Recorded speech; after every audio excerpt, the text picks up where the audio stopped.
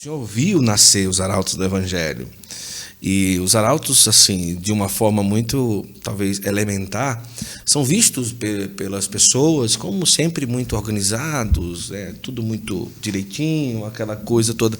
Mas já no início da primeira era assim? Já tinha uma estrutura como já tem? Já tinha tudo bonitinho, o hábito organizado e tal.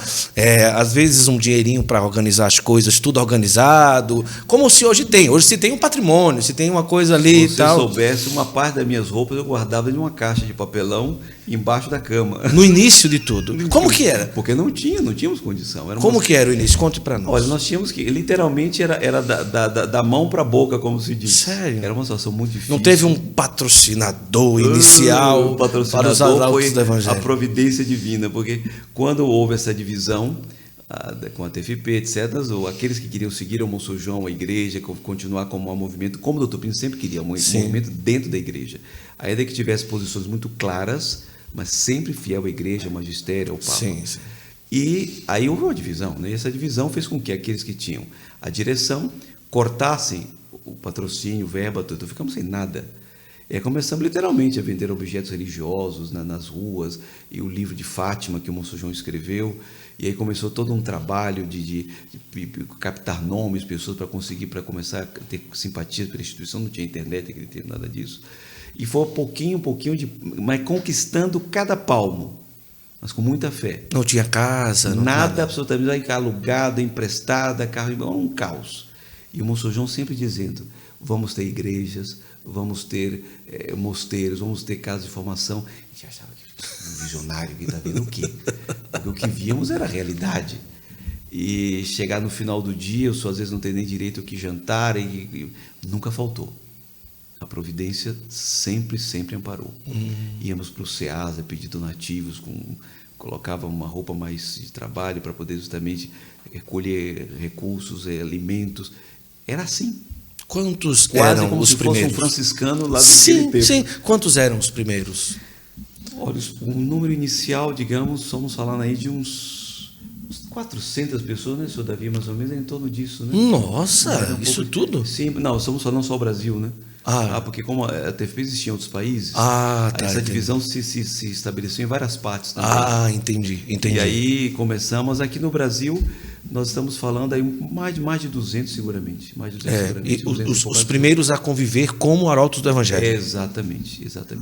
E aí a primeira casa foi fundada canonicamente na Diocese de Campo Limpo, na época do Emílio Pignoli. Certo. E depois vários bispos começaram a apoiar, porque teve uma peregrinação na Itália, em Ascoli Piceno, né? E na época um capofício da Secretaria de Estado foi nessa peregrinação, estava a imagem da Nossa Senhora de Fátima, e levando um terço de presente foi dado por João Paulo II para a imagem. Então foi o primeiro gesto do Papa João Paulo II em relação ao movimento. E Monsenhor João entendeu o gesto. E ele entregou, ele mandou para o Monsenhor João, e ele disse: eu quero conversar com o líder de vocês. Disse esse cara. Isso também, ele foi até Roma, conversou com ele, e aí às tantas ele disse: então o Santo Padre quer saber o que é que vocês querem dele. Ele não teve a menor dúvida e disse: eu quero a aprovação pontifícia. Aprovação pontifícia é uma coisa que o senhor vai conseguir depois de décadas. Isso. Ele pede logo no primeiro encontro, ele levou um susto. Não, tá bem, o senhor me consegue aí 3 ou 4 cartas de bispos apoiando esse trabalho de vocês inicial, já sabia da divisão, foi tudo explicado. E aí, damos andamento. Então, o Monsenhor João, depois de alguns meses, apresentou com 60 cartas de bispo, mais de 60. Ele levou um susto de várias dioceses do mundo inteiro, aquele calhamaço. Nossa! E aí começou todo um processo. Pouco mais de um ano depois, estava o Papa João Paulo II aprovando. 22 de fevereiro de 2001. Olha só. Impressionante. Mas o que é a fé desse homem? Ousado, né? A fé. E ele ficava preocupado: meu Deus, você falou agora, eu lembrei disso aí também, ele aqui conversando conosco aqui nessa casa. Como é que vai ser o futuro nosso? Porque nessa situação, como é que eu vou alimentar tanta gente? Eles que passavam embaixo dos viadutos e pensavam, via aquele pessoal embaixo do viaduto e pensavam: será que vai ter espaço para a gente aqui? Sim, mas é real, porque não tinha nada. Sim. Não tinha nada. E a gente ficava, mas a providência foi encaminhando as coisas de tal forma que a gente não consegue nem explicar. Se hoje você pergunta como é que foi, não sabemos explicar. Inicialmente já se utilizava um hábito? Não. Sim, o hábito já existia, porque esse hábito é da década de 70. É dessa experiência que o Monsenhor João fez nessa casa que pertencia ao Mosteiro de São Bento. Certo. Aí nas primeiras décadas do século XX. Já utilizavam quando começou a Arautos do Evangelho? Exatamente, foi desativada essa casa como beneditinos, porque era o observatório deles, que o mosteiro fica no centro da cidade, né? Ali no Lago São Bento. E essa casa era o observatório de um dos monges, que era o abade, Dom Domingo de Silos, que dá o nome à rua, inclusive, que ele era astrônomo, então ele gostava de observar os astros. Tinha um telescópio aqui, inclusive. Olha. E aí essa casa tem arte de mosteiro, você vai conhecer depois aqui, é muito bonita. E foi aí que começou essa primeira experiência. E já utilizava esse hábito. Tinha algumas diferenças. Sim. Claro, depois quando veio o sacerdócio, fez o colarinho, ficou um pouco diferente. Pequenos detalhes. Mas no geral era esse hábito mesmo. Mas no início não usávamos. Usávamos outro uniforme comum, roupa comum. No início não utilizava? Não. Só depois, aos pouquinhos, conversando com autoridades eclesiásticas em Roma, apresentou-se o hábito, porque estávamos entrando num caminho novo, né? A gente ia, Guto, para fazer as nossas campanhas pelas paróquias, Brasil afora, literalmente com a fé. Nem ia nem ia com mala, com a fé mesmo dentro da mala. Porque eu me lembro uma vez, nós saímos de Salvador com a Kombi, naquele tempo era Kombi, né? Não tinha ar-condicionado, não tinha aquecedor, nada disso, né? Um Fusquinha, que era o carro de apoio. E saímos de Salvador. Olha o apoio, o Fusquinha, o carro de apoio. E fomos até Belém do Pará, fazendo a campanha, divulgando a devoção à Nossa Senhora. O que tinha era o tanque cheio quando saía. Daqui para lá ninguém sabia o que ia acontecer.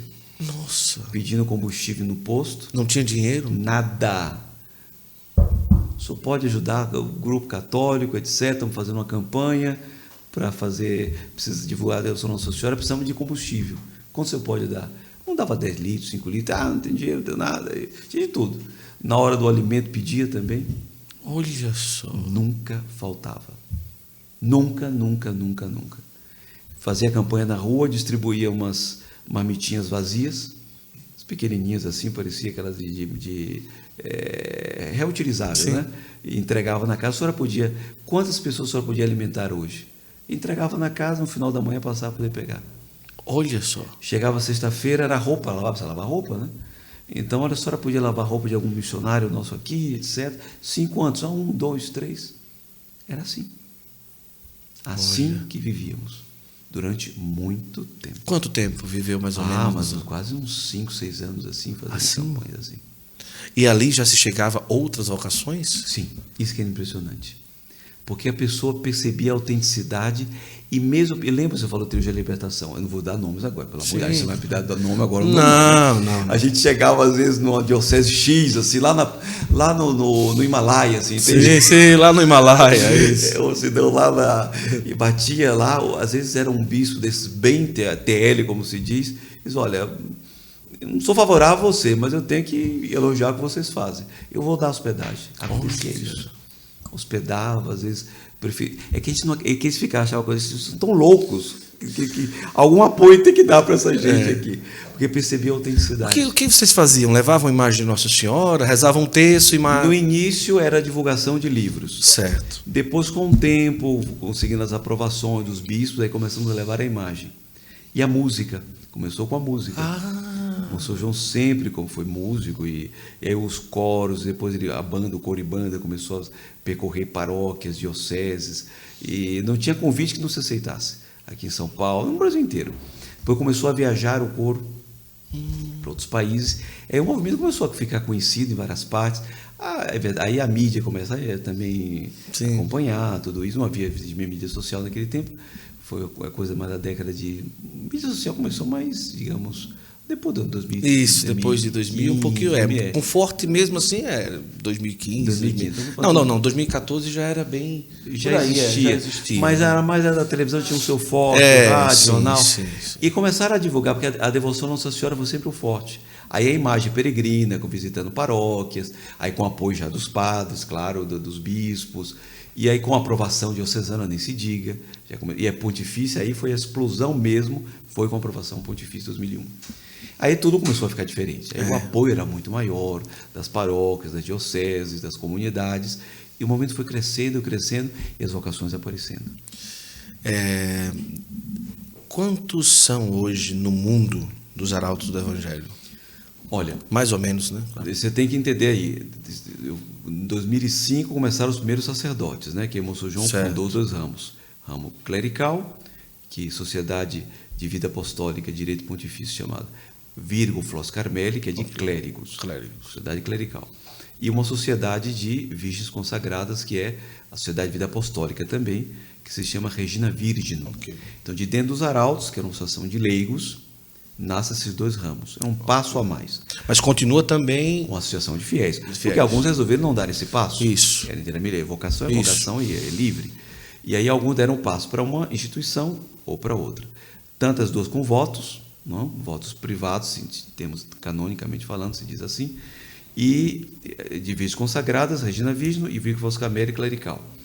Hoje nós somos, na sociedade Virgo Flos Carmeli, 178 sacerdotes e 27 diáconos, né? Aí tem depois os acólitos, os leitores, os candidatos, temos os filósofos, os teólogos, terminaram a teologia e o número amplia. Entre as irmãs, são mais de 600 irmãs de vida consagrada, que estão ali, vivem juntos, entre aquelas que têm votos, que não têm votos, etc. Agora, o ramo laical, nós temos aqueles que são associados, são 4 categorias de membros dos arautos do Evangelho. Existem os membros associados, que, como associação de fiéis, uma associação de fiéis significa dizer que o fiel é todo batizado. Pode ser, até um padre pode ser membro da associação de fiéis, né? Um bispo que seja. Então, só tem os associados, que são, em geral, a maioria leigos, não? Temos aí mais ou menos 1.800 membros aqui, contando com outros países, aí esses números só para mais ou menos 2.600. Né? Depois tem os membros cooperadores, que tem um outro gênero de participação, em geral são famílias. Associados também tem pessoas casadas, alguns residem em comunidade, outros vivem em suas famílias. Então, os associados são como se fossem irmãos. Irmãos, todos são irmãos. E também tem casais. Tem casais. Como associados, porque é uma associação de fiéis. Isso. Mas a maioria são solteiros. Desses associados.